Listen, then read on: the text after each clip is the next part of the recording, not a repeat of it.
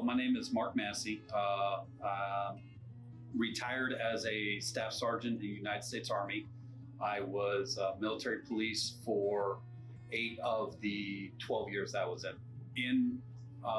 Because I was underage, I was a junior in high school in Daleville, Alabama. And I lived there for 5 years. My mom was the director of ambulance services for Fort Rucker, Alabama, which is home of Army aviation. I spent my whole high school life there in southern Alabama. I came in because I wanted to be able to get out of that area. And I loved everything military at that time, and still do. Basic training was fun. I went to Fort Jackson, South Carolina. Spent 8 wonderful weeks there. And one of the things that I will always remember is the fact that I turned 18 years old while I was in basic. June 30th of 1992, when I turned 18, I happened to wind up somehow, I don't know how, get on the list for KP that day. And so I spent my 18th birthday doing KP, washing dishes, and that night I wound up actually being rushed over to the hospital because I had pneumonia. I wound up, this was right when my platoon was just starting to do the training in BRM, which is basic rifle marksmanship, learn how to shoot your gun. And I wind up spending in the hospital over a week. I came out of the hospital, my drill sergeants came to pick me up, and on the way out to the shooting ranges, drill sergeant actually told me, he said, "Massey, I don't expect you to qualify today. All you need to worry about is just zeroing in your weapon." Okay, so I get out there, I zeroed my weapon. I really can't remember how long it took me to zero. Then I went out to the qualification range. Later that night, my drill sergeant, my lead drill sergeant Gwynn,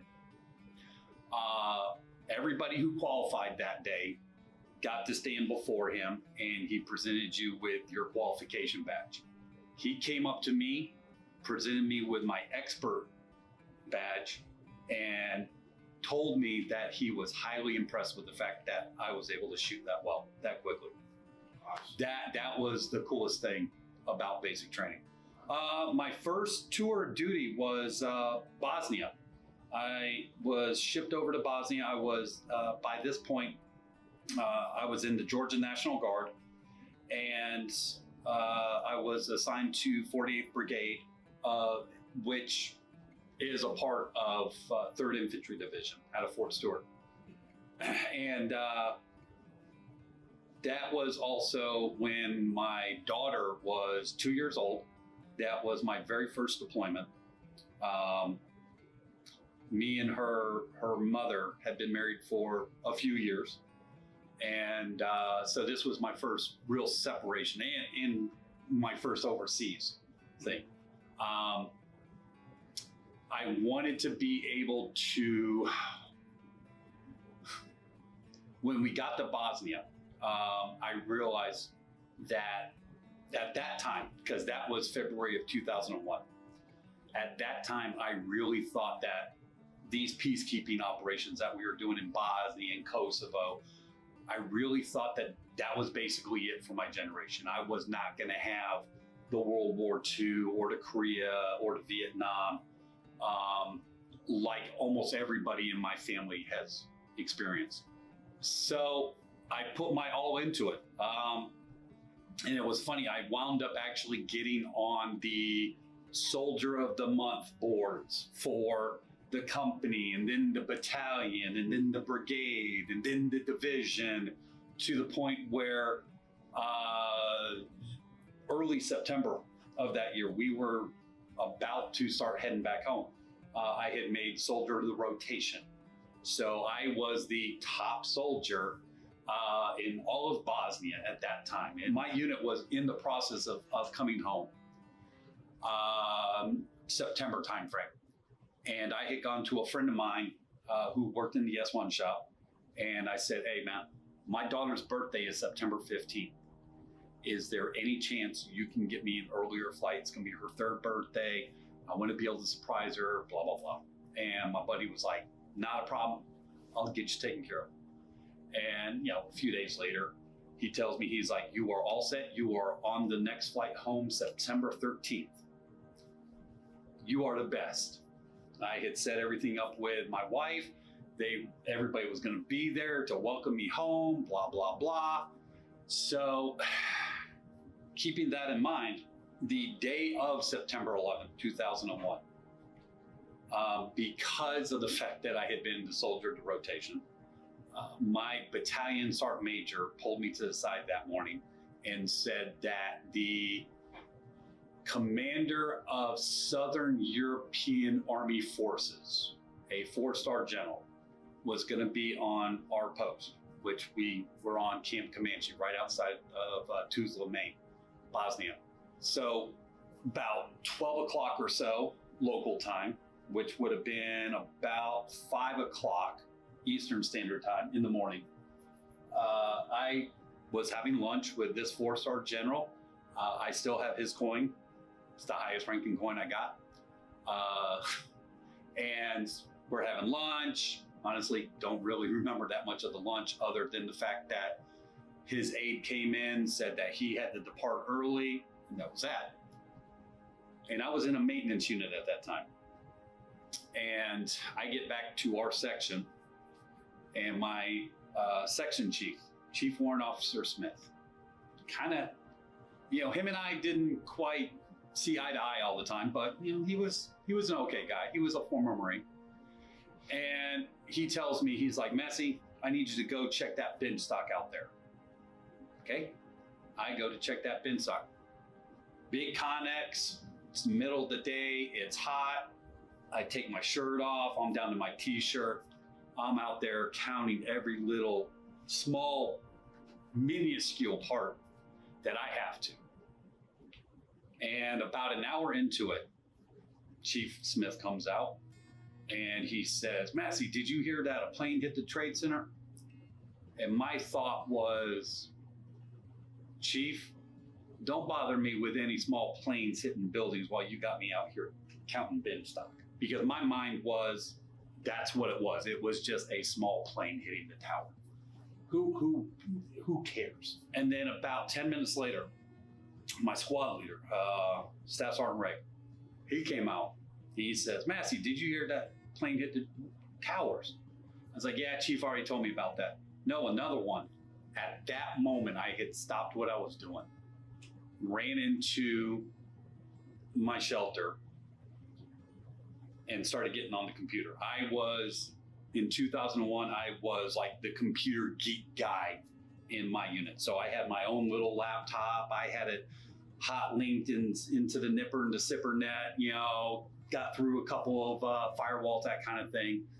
So I had full access to everything, you know, the AOL and the Yahoo Instant Messenger, stuff like that. And I also had a DSN line right here. First thing I did was I picked up the DSN line and I called to Westover. And Westover would not initially allow me an outside line because of what was going on back here in the States. And I explained to the operator, I said, so let me ask you a question. Have you been able to tell your family that you're safe? I'm over here in Bosnia. I just want to let my family know that I'm okay. And I want to find out what's going on. He patches me through to my dad. My dad was at the time the vice president of the bank here. And I called him up. He answered. And my first question is, Dad, what is going on? And he explains to me what they're seeing. And he also reminded me that my baby brother, Rob, was at West Point. That was his first year at the point. So I let my dad know that I am okay. We've got, you know, our body armor on. We have locked and loaded. We've got extra guards on the gates and then towers. We are okay. And then it dawned on me in that conversation, I realized that that was probably the first time that a deployed soldier was more worried about their family back home than the other way around. And that really, got to me on that day. That was the hard reality of that day. And because of September 11th, we wound up missing out. We didn't get home until mid-October. And by that point, I knew I was a soldier. I wanted to be a soldier. That was what I was good at. I transferred from a maintenance unit over to a military police unit. I re-enlisted and then wound up transferring over to the MPs. And I found a real niche and love, not just for the guys that were in the unit, but for the job itself. I started really coming into my own, being a specialist in an MP unit. That was the first time that I started really knowing what E4 Mafia was, and sham shields and all that stuff. Those were the good days. Those were the good days. Actually, at that time, that was when my best friend Eric Castellanos came into the picture. Because when I had joined the 178th MP company, I didn't know anyone. And this kid, young kid, Eric Castellanos, called him Cosmo. Him and I wound up becoming good friends. He had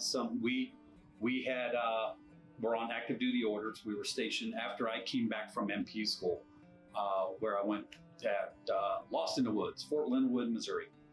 I came back, and that's when Eric and I really became friends, when we were stationed up in Camp Merrill near Dahlonega, Georgia.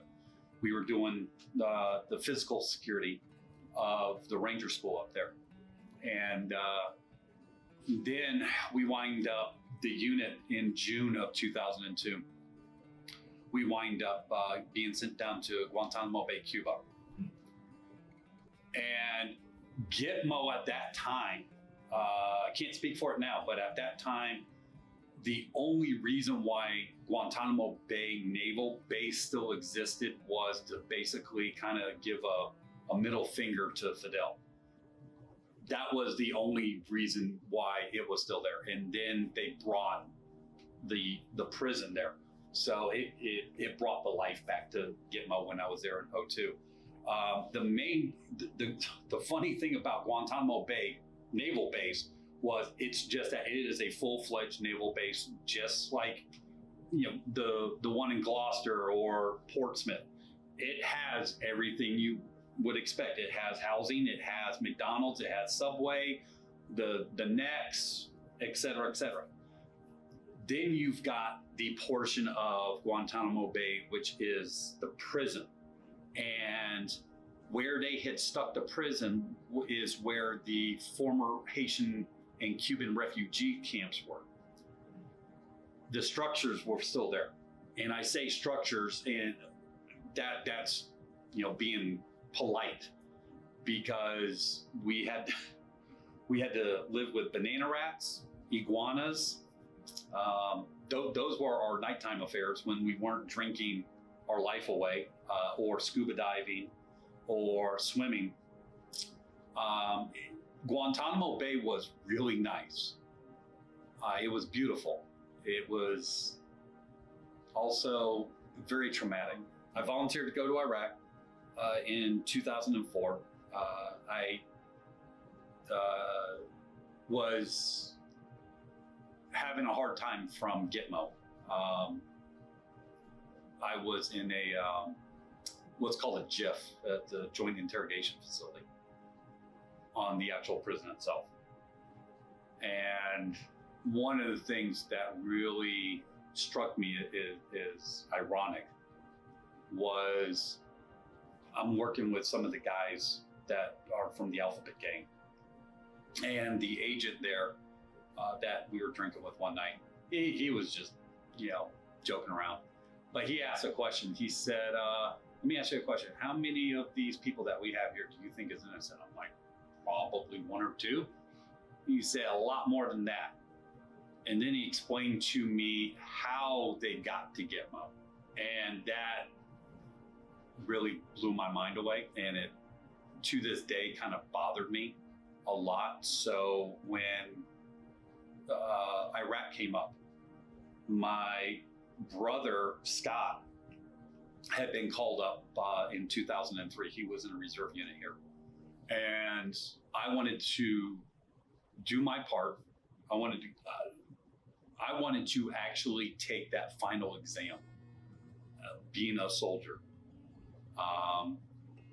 And Iraq was the best opportunity for me because I wanted to be able to also make sure that what I had already experienced wasn't complete BS. When 48th Brigade first got to Kuwait, I was in the headquarters platoon of an infantry brigade.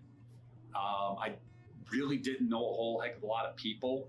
I was kind of babe in the woods, so to speak. I just made E5 like a few months before we deployed. And the moment an opportunity came up, I took it.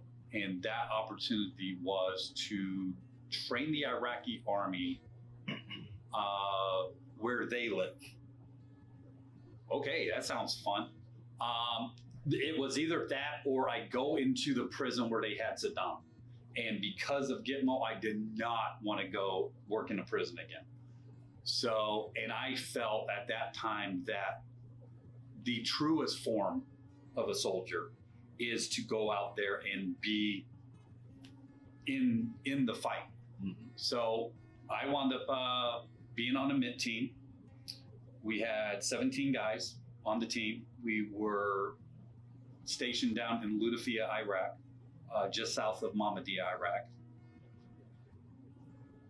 And it was probably, I'll quote our team leader, Major Vaso.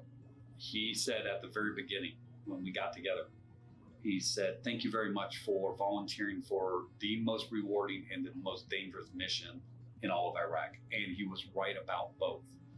It was rewarding in the fact that you got to know these people firsthand. We slept with them, we ate with them, we shit with them, we did everything with them. They, at that point in 2005, the Iraq army didn't have a whole heck of a lot. They didn't have the Humvees that you would see later on. They had bongo trucks and pickup trucks. And the bongo trucks are basically like the cargo trucks.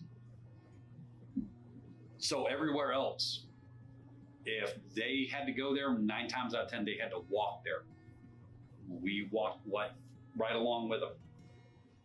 We had to teach them how to do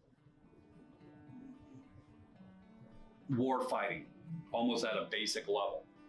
Your average private was really only there for the money because at that time, being a soldier in the Iraqi army was probably one of the best paying gigs.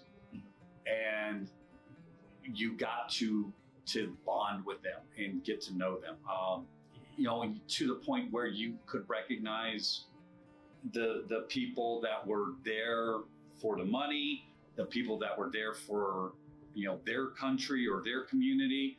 And then you saw the ones that were there for the bad guys. And those were the guys that we had to worry about. When we first got there, we didn't get hit for probably about a week. And then we went out on our first cordon and search mission.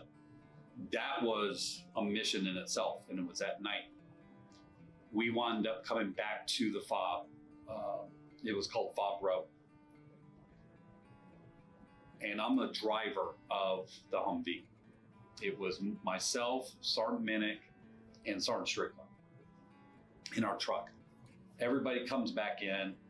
I happen to tell Sergeant Minnick, hey guys, I'm going to unload you, and then I'm going to go over to the maintenance tent and work on one of the tires. I think it's low. And just the day before, EOD had detonated an IED in place, and they didn't notify anyone. So you had this huge IED go off like across the road. And that was really the first time that I had felt a massive explosion before. Okay. I didn't freak out. I didn't get scared, but this happened. It is what it is. The next morning, when I unloaded everything out of the truck and pulled into the maintenance tent, I had just gotten out of my truck and I hear this whoa, boom. And my first thought was, fucking EOD. Why can't they let people know that they're setting stuff off again? And then as I was in mid-thought, another one. And then I finally look and I actually see another mortar come in, land right from like 10, 20 feet away from me, and embed itself in the ground. It didn't blow up. That's when I knew, shit, I gotta get in this damn Humvee and get to safety. As I was jumping into, and when I say jumping, I mean I'm coming in head first, I felt a sting on my foot. I didn't think about it at the time, but I put that Humvee in drive, and I felt like I was, and Fob Row was literally 100 meters by 100 meters square. It was wicked small. But as I'm going from the maintenance tent, the M1 tanks are right here, circling around and trying to get into the shelter. I'm also trying to avoid these mortars that are raining down. I get to the Alamo, which we called the building that we were in. It was a old blown out building. The second floor was missing. I pull up there, and my first sergeant is screaming out from the door, Massey, get your ass in here. And I'm running. And I feel like I slid into home, when I came in. And then just like that, the mortar's in. That was my first contact with the enemy. And a couple minutes later, I felt that pain in my foot. And I go to look down, and my boot is from top to bottom soaked in blood. And as soon as I saw it, I really felt the pain and almost collapsed. We had an aid station. They brought me over to the aid station, and it was just a small piece of shrapnel had gone through the bottom of my boot and out. And a wicked tiny thing. But I wound up having to go to the cache and was there for 2 days. And I was there for 2 days because I escaped. I wound up hitching a ride out of the green zone, got back over to BIOP, which BIOP was where my division and my brigade headquarters were. And I hung out at my brigade HHC for about a day or two until I knew that my team was coming in for the weekly resupplies and all that. Did that, and that was the first time that I got wounded. And then funny, our unit wound up going back to where we originally belonged, because by December of that year, 101st had come in. They now occupied the land space. So we wound up moving down south, down to Toledo. Just before we left, good friend of mine, Philip Travis, he wound up getting blown up. And that was on December 2nd. His truck got hit by an RPG as they were going down Route Tampa. And I had just seen him the day before. And to find out the very next day that he had lost it and never got a chance to react in any way really got to me. Our brigade lost a total of 33 people between June and December of that year. And a lot of those names I didn't know personally, but a good amount of them I did. And even in passing, to be a part of an organization that fought so fucking hard does give me a sense of pride. I was able to, just this year, actually, my daughter, who I had mentioned before, she just graduated from college this year. She graduated from college because she was able to use my GI Bill, the post 9/11 GI Bill.